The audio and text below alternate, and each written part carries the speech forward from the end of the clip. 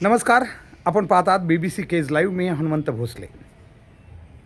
केज नगरपंचायत अंतर्गत घरकुलांचा घोटाळा गेली 2-4 दिवसापासून प्रसिद्धी माध्यमातून गाजतोय.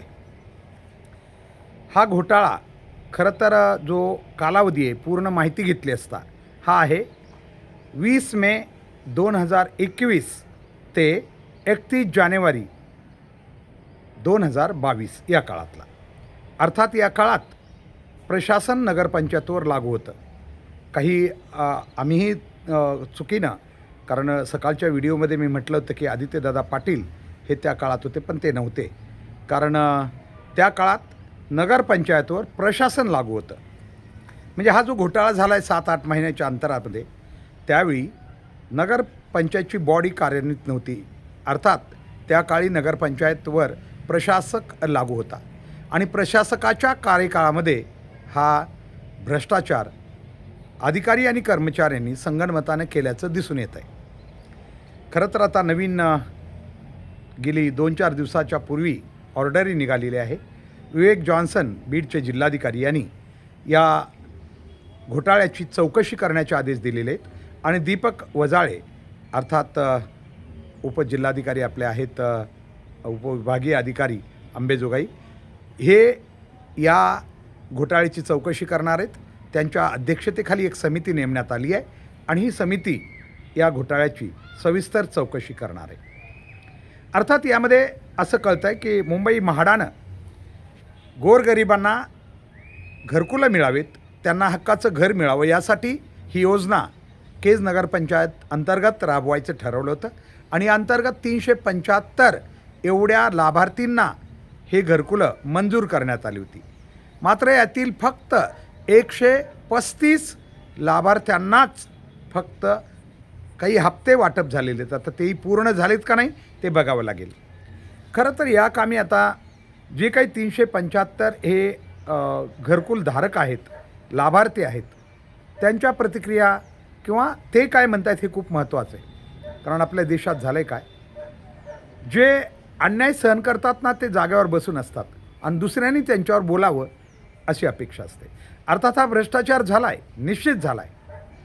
परंतु आपल्याला माहिती आहे या देशातला भ्रष्टाचार हा चेन किंवा साखळी भ्रष्टाचार पद्धतीनं चालतो. म्हणजे वरूनच अधिकारी सांगतात की तुम्ही घाबरू नका, तुम्ही करून टाका, वाटा फक्त आम्हाला पोचवा, बाकी आम्ही बघून घेऊ, काही तुम्ही घाबरायची गरज नाही, अशा पद्धतीनं हे सगळं चालतं आहे. त्यामुळं कर्मचारी आणि अधिकारी निर्भय झालेले आहेत आणि मग असे मोठे घोटाळे होतात. मी मागच्याही व्हिडिओमध्ये म्हटलं होतं, ठीक आहे, घोटाळे करताना किमान एवढी तरी लाज राखावी की ज्या समाजातील घटकांसाठी घरं आवश्यक आहेत त्यांना ती घरं मंजूर करताना आपलंही आयुष्य बघावं जरा तपासून.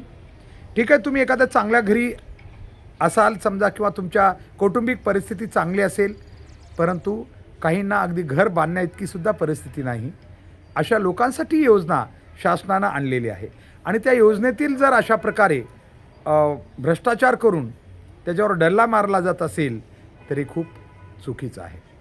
अर्थात ही चौकशी आता होणार, पण चौकशी झाली तर आत्तापर्यंत चौकशी होऊन किती लोकांना शिक्षा झाली आहे?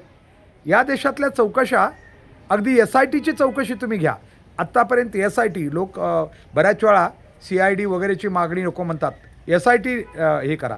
अनेक प्रकरणामध्ये आम्ही कार्यकर्ते असोत, आपण सगळी जनता असोत, आपण म्हणतो की SIT स्थापन करा. शासन बी हसत असेल मनात, यांना कुठं वेड्यांना माहिती आहे की SIT काय, तिचा बाप जरी लावला तरी आम्ही कुठलाच घोटाळा वर काढत नसतो म्हणून आणि कुणावर कारवाई करत नसतो. असाच जवळजवळ नियम झाल्यासारखं आता सध्या तरी चित्र दिसतं आहे. कितीही मोठमोठ्या घटना घडल्यात, कितीही मोठमोठ्या अगदी हादरा देणाऱ्या घटना घडल्या, त्याच्यावर SIT सारख्या, SIT अर्थात स्पेशल इन्व्हेस्टिगेशन टीम असते, तिला खूप अधिकार दिलेले असतात, ते अगदी मुळात जाऊ शकतात, कुठलाही दबाव त्यांच्यावर नसतो. परंतु असं म्हटलं तरी ते नेमणारा कोण आहे? शेवटी एक मंत्रीच ना, त्याच्यामुळं कोणाच्या तरी अधिपत्याखालीच ते काम करत असतात, कोणाच्या तरी दबावाखालीच काम करत असतात.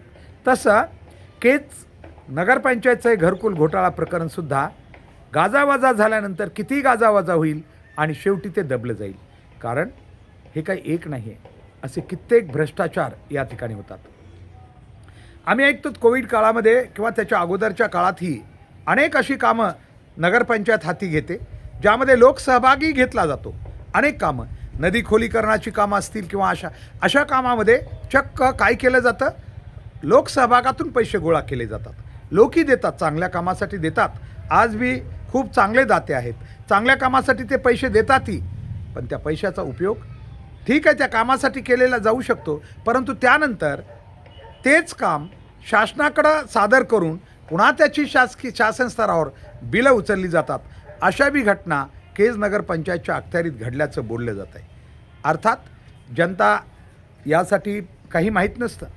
आम्ही एकदा म्हणलं होतं मध्ये एका आंदोलनात, आम्ही तिकडं फिरकत नाही, तर आमच्यावर आक्षेप घेतला गेला की आम्ही काय म्हणजे केज नगरपंचायत का भ्रष्टाचार करते का. अशी खूप प्रकरणं आहेत, त्याच्याकडं लोकांचं कोणाचं लक्ष नाही आहे. आम्हाला हे म्हणायचं आहे की तिकडं काय चाललं आहे, तुम्ही कोणता विकास करता किंवा कोणत्या विकासाची कामं करता हे बघण्यासाठी सुद्धा जनता तिकडं फिरकत नाही. जे दिसतंय ते ग्राउंडवर तेवढंच दिसतंय.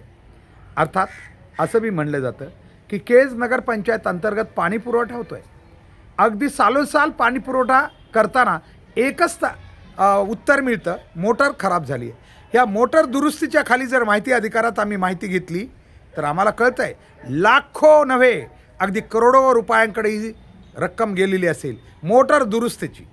सारखंच मोटर दुरुस्ती, कारण पाणी तर लोकांना मिळत नाहीच.